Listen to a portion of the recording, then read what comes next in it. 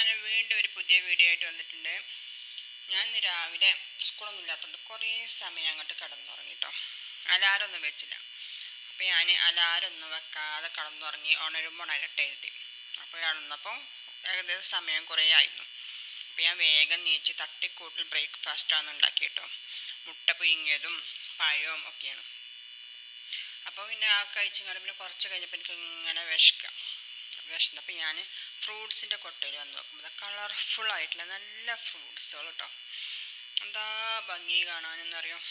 നല്ല കളർഫുള്ളായിട്ട് നല്ല കാണാൻ നല്ല ഭംഗി. അത് അടക്കാപ്പായൊക്കെ ഉണ്ടല്ലോ, ഭയങ്കര ടേസ്റ്റ് ഉണ്ട് കേട്ടോ. പറയാതിരിക്കാൻ കഴിയുന്നില്ല. എന്നാലും ഞാനൊന്ന് കഴിച്ചു നോക്കി. ഭയങ്കര ടേസ്റ്റ്.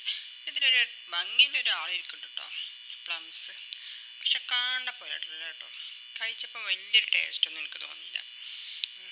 പിന്നെ ഞാൻ ഇങ്ങനെ തോന്നി ജ്യൂസ് അടിച്ചെന്തെങ്കിലും കുടിക്കാമെന്ന്. അപ്പം ഞാൻ ഇത് അടക്കാപ്പഴ ജ്യൂസ് അടിക്കാതെ തന്നെ തിന്നാൻ നല്ല ടേസ്റ്റ് ഉണ്ട്. പിന്നുള്ളത് ഒരു ഓറഞ്ചാണ്, അതും വേണ്ടേണ്ട്.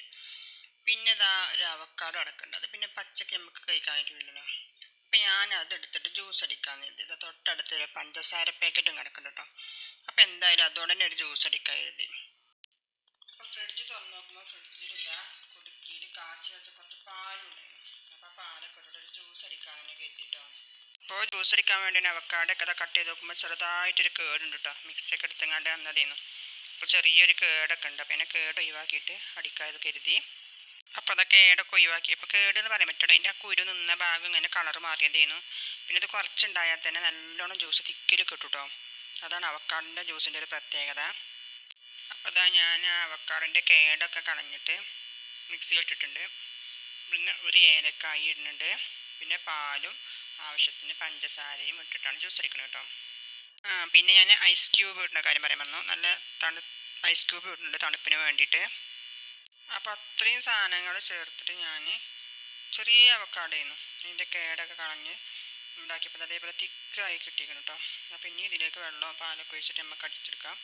അതൊക്കെ ചേർത്ത് പിന്നെയും പാലും ചേർത്ത് അടിച്ചിട്ടും പിന്നെയും നല്ല തിക്കാണ് കേട്ടോ.